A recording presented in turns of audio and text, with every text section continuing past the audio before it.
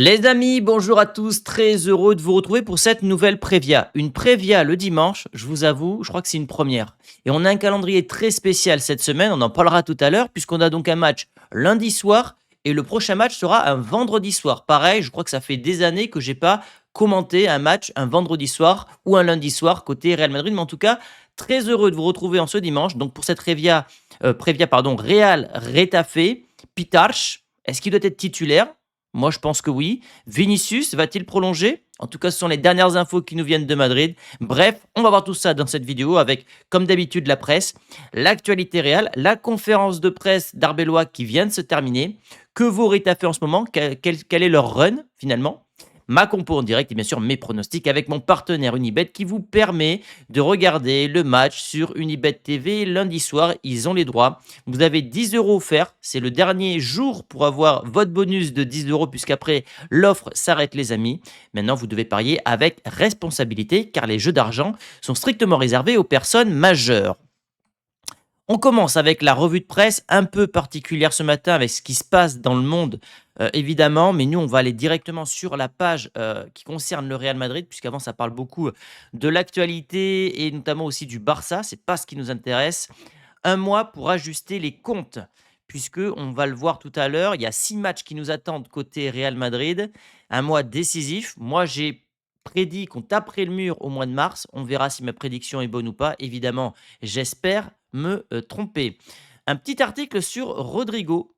Ça, on le verra aussi également tout à l'heure lors de la compo que je vais vous proposer. Mais Rodrigo fait son retour.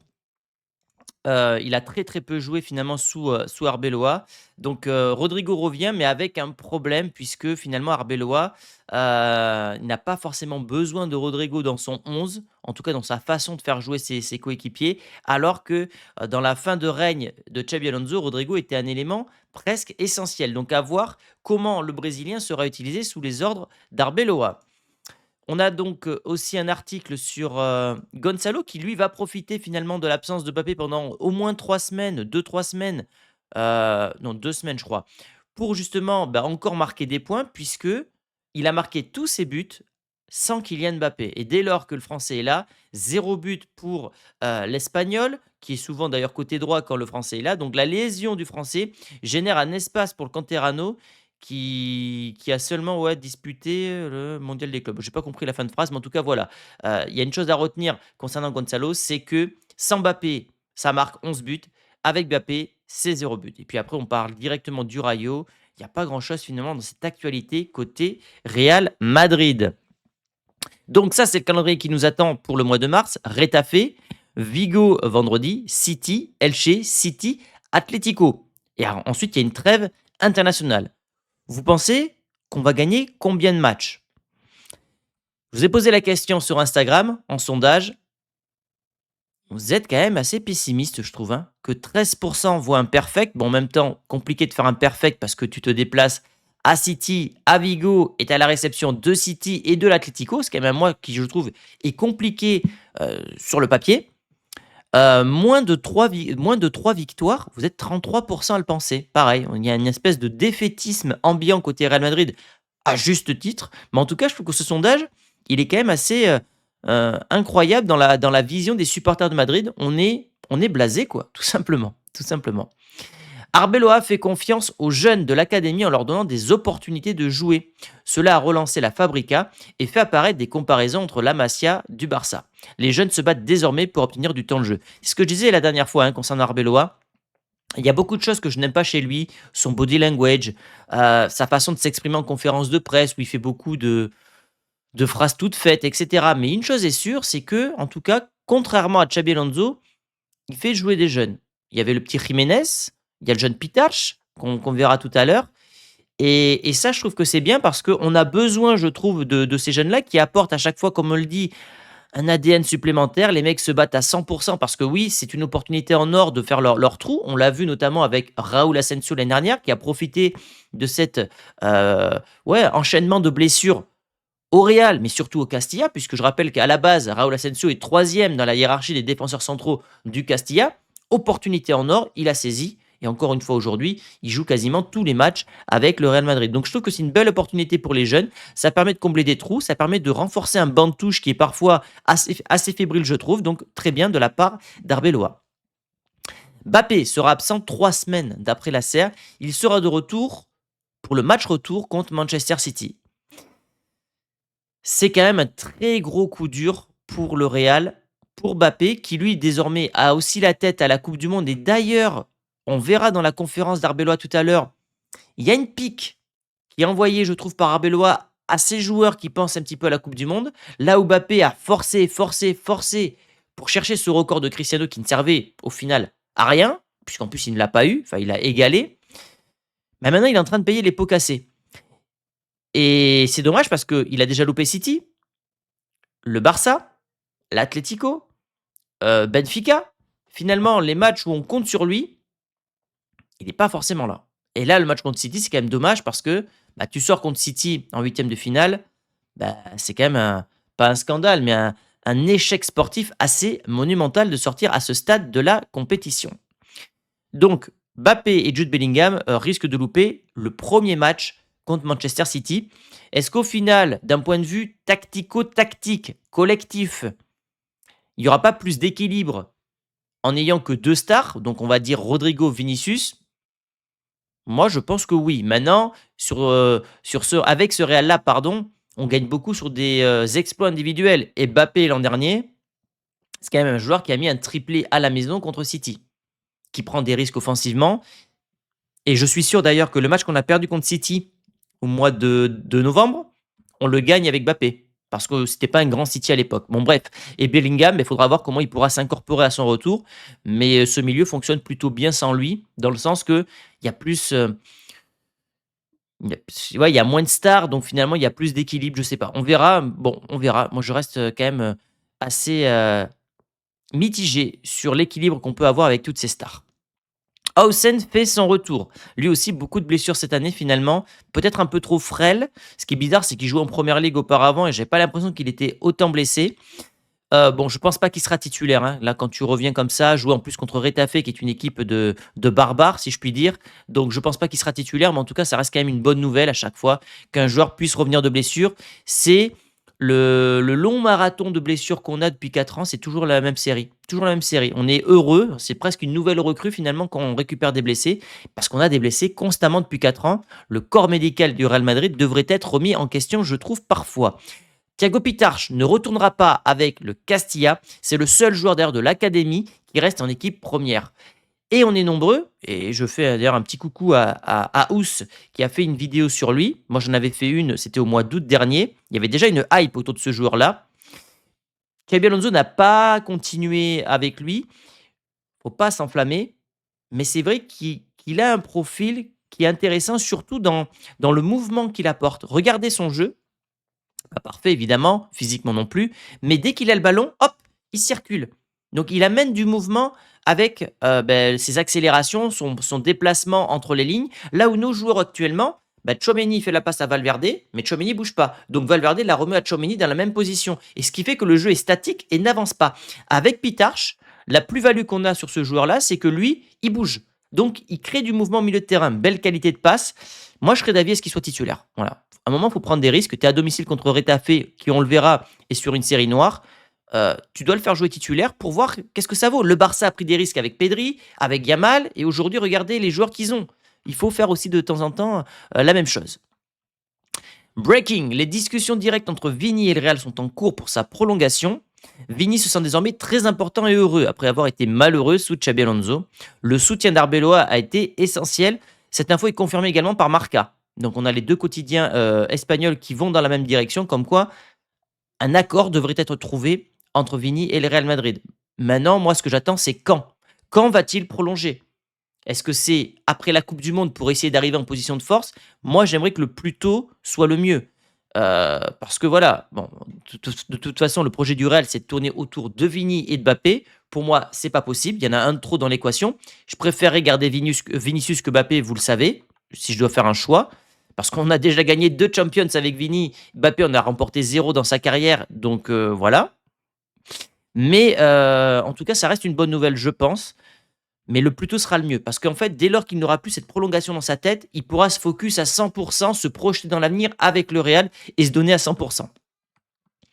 Bordalas contre le Real, 16 matchs, 14 défaites, 2 matchs nuls. En fait, c'est pas compliqué, c'est le seul club en Espagne qu'il n'a jamais gagné. Le Real, c'est sa bête noire puisque c'est le club qu'il a le plus battu. Donc voilà, en espérant que cette série continue, puisque je rappelle que contre Osasuna, on a perdu, ça faisait depuis 14 ans qu'ils ne nous avaient pas remporté, qu'ils ne nous avaient pas gagné contre nous. Donc j'espère que la série va continuer contre Bordalas. C'est une équipe à part en Liga. Beaucoup la détestent, moi j'aime bien. Parce que Bordalas, c'est un gars qui a des idées de jeu très défensives. Et c'est comme l'Atlético, c'est comme le Barça. Il y a des équipes qui ont des styles vraiment particuliers. Et moi, j'aime bien justement cette hétérogénéité, je crois que ça se dit comme ça, où il n'y a pas que les clubs qui ont le même profil. Moi, j'aime bien avoir des déplacements compliqués avec des équipes qui ont un style de jeu différent. Et c'est ce qui apporte, je trouve, un petit plus à notre championnat. Arbeloa, justement, qui a été dithyrambique sur l'entraîneur espagnol en disant que c'est un excellent entraîneur qui tire le meilleur de ses joueurs. Quand on l'affronte, on sait exactement à quoi s'attendre. Une défense fantastique, beaucoup d'agressivité, parfois trop, mais comme je l'ai dit, ça reste une équipe un petit peu à part.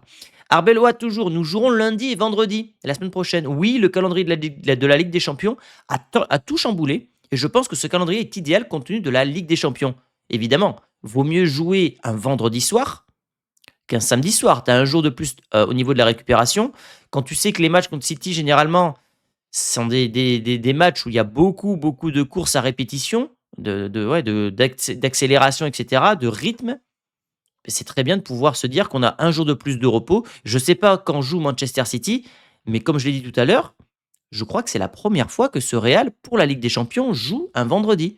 En tout cas, de souvenir, ça fait très longtemps que je n'ai pas vu ça. Donc pour moi, c'est une excellente nouvelle. Thiago Pitard est très talentueux, vous verrez ce dont il est capable. Il est rapide, dynamique, il est physiquement incroyable, il déploie énormément d'efforts, il bouge beaucoup, voilà. Il fait circuler le ballon rapidement. Et surtout, il demande toujours le ballon, même sous pression. Et même sous pression, ce qui est bien avec ces joueurs vraiment formés en Espagne, c'est qu'en fait, ils savent déjà où ils vont faire la passe avant de recevoir le ballon. Là où nous, nos joueurs français, je prends l'exemple de Kamavinga et Tchouaméni, je suis désolé, mais dès lors qu'ils reçoivent le ballon, ils sont obligés de faire un 180 degrés pour regarder où donner le ballon. Pitach, tac, tac, ça déroule. C'est le football espagnol. Donc, moi, je serais pour qu'il soit titulaire contre Retafe, sachant que c'est un match où on va beaucoup dominer face à une défense qui sera très stricte, très agressive. Ce mec-là, de par son mouvement et sa qualité de passe, peut faire la différence dans les 25 derniers mètres. Arbeloa, le rôle clé que j'ai joué dans le retour en forme de Vini, je n'ai rien fait, c'est grâce à Vini. Donc bon, c'est bien, il ne se met pas en avant. Il n'y a aucune volonté chez Arbeloa de se mettre en avant. C'est les joueurs, et volonté de mettre sur le même piédestal Vini avec Mbappé. C'est un joueur fantastique, je lui fais confiance et je l'aime. Je dis aussi à ses coéquipiers de plus lui donner le ballon. Bon, voilà. En tout cas, j'ai beau critiquer Arbeloa de ce côté-là, les faits sont là, les faits parlent pour lui. Vini est revenu à un très bon niveau depuis qu'il est revenu. Donc, comme quoi, la calinothérapie avec Arbeloa, ça fonctionne sur Vinicius. Et c'est tout ce qui compte finalement. Comment les joueurs abordent-ils différemment les années de Coupe du Monde? C'est cette question qui est très intéressante. Pour moi, je les aborde de la même manière que toujours, en donnant le meilleur de moi-même pour mon club et mon pays. La meilleure façon de se préparer à bien jouer pour son pays est de bien jouer pour son club. Je me demande s'il ne faut pas lire entre les lignes et qu'il n'est pas en train aussi de tacler certains joueurs qui pensent déjà à la Coupe du Monde. Parce que finalement, le début de saison, ça a incombé à Xabi Alonso si c'était raté. Et là, on va avoir un discours qui va pencher vers oui, mais bon, il y a l'année Coupe du Monde, il y a des joueurs qui sont retenus. Non. Quand tu es au Real, tu joues à 100% tout le temps. Et j'espère que Mbappé, Vini, Bellingham, etc. vont tout donner avec le Real et qu'il n'y aura pas de problème avec la Coupe du Monde. De toute façon, ça, c'est encore un problème de direction. Parce que si les joueurs qui pensent à la Coupe du Monde jouent au Real, bah, tu leur laisses l'opportunité de faire ce qu'ils veulent. Alors que si tu vois qu'il y a des joueurs qui sont un peu tir au flanc, qui sont un peu dans le calcul, tu les mets sur le banc. Tu envoies un message, mais encore une fois, on a une direction qui est plutôt faible. Ça fait plus de 2 ans que je le dis, et on est en train d'en payer également le prix. Rodrigo est un joueur incroyable pour nous, c'est un joueur clé. Bah écoutez, ça fait partie des excitations que j'ai. Savoir s'il va jouer, je pense que oui, parce qu'on est à la maison. Et vu comment il a traité Vinicius et Mbappé, je me dis que s'il fait la même chose avec Rodrigo, ça peut rendre aussi peut-être le Brésilien qui est parfois en manque de confiance, très très bon. J'ai hâte de voir ce qu'il va donner sous Arbeloa. Donc ça, je me suis trompé. On va passer à la dynamique de Retafe. Donc c'est pas ça, c'est ça. Et on voit que Retafe, c'est seulement 2 victoires sur les 12 derniers matchs. Il y a beaucoup, beaucoup, beaucoup de défaites, pour le club. La dernière défaite, elle est en date, c'était contre Séville à domicile. C'est une équipe qui ne marche pas bien, qui est au classement, on va regarder, mais je crois qu'ils sont deuxième partie de tableau. Ils sont 13e Retafe. Il y a 8 victoires, 5 nuls, 12 défaites. Donc ils sont pas sur une bonne dynamique. Et au niveau des confrontations directes, vous le voyez, 25 victoires pour le Real, 2 nuls, 2 défaites. Donc il y a vraiment un net avantage pour le Real Madrid. Et ces dernières années, en tout cas sur les 4 dernières confrontations, c'est victoire du Real sans encaisser de but. Et ça sera très important pour nos pronostics qui vont arriver dans quelques minutes. 2-1, 1-0. On gagne toutes nos rencontres. On a réussi à faire malheureusement un 0-0 chez eux. Mais sinon, c'est quasiment que des victoires. À domicile, en tout cas, on gagne constamment. Rétafé, on doit continuer à les battre. Ils ne trouvent pas les clés face à nous. Ce qui nous amène à la compo que je vous propose pour cette rencontre. Et on va partir sur un... Non, pas un 4-2-3-1. Non, je voudrais un 4-3-3, mais bien dessiné. Bon, on va mettre 4-3-3 comme ça. Alors, Courtois dans les cages. Carreras, Trent. Est-ce qu'il va mettre Carvaral? On va dire que Trent va jouer une seule heure. Je préférais que Trent soit titulaire pour se mettre à l'abri rapidement et dès lors que tu es à l'abri, tu sors Trent. Au niveau de la défense, alors Oysen, ah, il va mettre Alaba, je pense. Mettre Alaba, Raúl Asensio. Donc Tchouaméni sera toujours là, il a fait un très bon match. Mais là où je garde Valverde également, je sors Kamavinga et je mets Pitache. Je tente le pari. Je tente le pari, en tout cas j'ai envie de le voir. Je sors Arda Güler qui est très décevant, je mets Rodrigo. J'ai envie de voir Rodrigo revenir. Vigny à gauche, évidemment. Et donc, en attaque, Gonzalo, qui va donc profiter, qui va encore profiter de l'absence de Mbappé. Et je ne serais pas étonné qu'on ait un centre de Trent avec une tête de Gonzalo et qu'on se dise, bah, quand même, cette équipe, elle est quand même pas mal sans Mbappé. Parce qu'on a 2 ailiers, on a un vrai neuf, on a un nouveau milieu qui apporte du mouvement et de la rapidité, on a un Valverde qui compense avec Trent. Alors oui, il y a ce problème de défense centrale. Je ne sais pas si ça sera Hausen, ça sera Rudiger, Alaba, Asensio. Pour moi, c'est 4 défenseurs qui aujourd'hui n'ont pas le niveau du Real Madrid. Donc il y a un vrai chantier pour moi à ce niveau-là. Et quand je vois encore une fois le niveau de Marc Guéhi avec Manchester City, notamment à Leeds, je me dis on a loupé une opportunité en or. Pour 20 millions d'euros, on avait Marc Guéhi. Tu as l'impression que le gars, ça fait 4 ans qu'il joue à City tellement qu'il est bon. J'ai vraiment les boules de ce côté-là, les amis. Donc, voilà pour ma compo. Je crois que je suis bon. Donnez-moi la vote dans les commentaires et on passe directement au pronostic, donc avec mon partenaire Unibet qui vous offre donc 10 euros. C'est le dernier moment de profiter de cette offre-là puisque l'offre va expirer. Vous avez jusqu'à 100 euros de free bet qui vous sont remboursés. Maintenant, vous devez être majeur, les amis, pour faire des paris sportifs et surtout avec responsabilité. Moi, à chaque fois que je fais des pronostics, 5-10 euros, pas plus. Comme ça, si je gagne, je suis content. Si je perds, bon, ben voilà, j'aurai eu un petit peu d'excitation pendant le match. Les cotes, 1,30 pour le Real, 5,20 le match nul, 9,50 la victoire de Retafe. Bon, vous le voyez ici, il y a 99%. Ce 99%, ça correspond au pourcentage de gens qui vont sur la victoire du Real Madrid. Et nous, on va aller sur ça. Victoire du Real. Alors, on va faire notre chemin habituel. But pour les deux équipes? Non. Et vous le voyez, pourtant, la cote à oui, elle est à 2,07. Nous, on va dire non, 1,50. 1,50, je pense pas que le Real va concéder de but parce que Retafe, offensivement, c'est plutôt faible. Et on l'a vu, la dynamique en cours, c'est seulement 2 victoires sur les 12 derniers matchs. Donc moi, je vais rester donc sur victoire en clean sheet de la part du Real Madrid. Ce qui m'amène à mon pronostic que vous connaissez tous maintenant, c'est mon pronostic multi-choix. C'est ce que je vous conseille si vous voulez pronostiquer, puisque vous avez 3 scores possibles pour une seule cote. Alors elle est à 2,13, mais je trouve que c'est pas mal. 1-0, 2-0 ou 3-0 pour le Real Madrid. Si vous avez l'un de ces 3 scores, vous gagnez la cote à 2,13 et ça, elle est vraiment intéressante. On peut tenter l'équipe qui marque sur pénalty à domicile parce que, étant donné l'agressivité des défenseurs de Rétafé, le fait qu'on joue à domicile, 4-10, ça se tente. Et au niveau des codes buteurs, je partirai sur Gonzalo Garcia, parce que Garcia, sans Mbappé, ça marque. Donc je partirai sur Gonzalo Garcia et je vais tenter Vini également.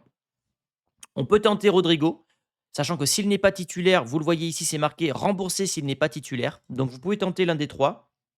Mais voilà, la grosse cote pour moi, ça serait Pitarch, mais je ne le vois pas. Pitarch, il y est pas. Je crois pas qu'il y ait non, je ne le vois pas. Pitarch, c'est dommage, ça aurait été intéressant de le voir. Mais en tout cas, voilà, je partirai sur ces cotes-là. Les amis, je crois que j'ai tout dit. Je regarde. Tac, tac, tac. Vous avez ma boutique en ligne avec la nouvelle collection Roi d'Europe et vous avez également mes vidéos membres. J'en ai sorti une notamment sur la vengeance de Ronaldo et du Real lors de l'année 2014. Beaucoup de retours positifs. Merci à tous les amis. Je vous dis donc à demain, lundi soir, pour notre, évidemment, débrief à chaud, les amis. Gros bisous, passez un bon dimanche. Ciao, ciao.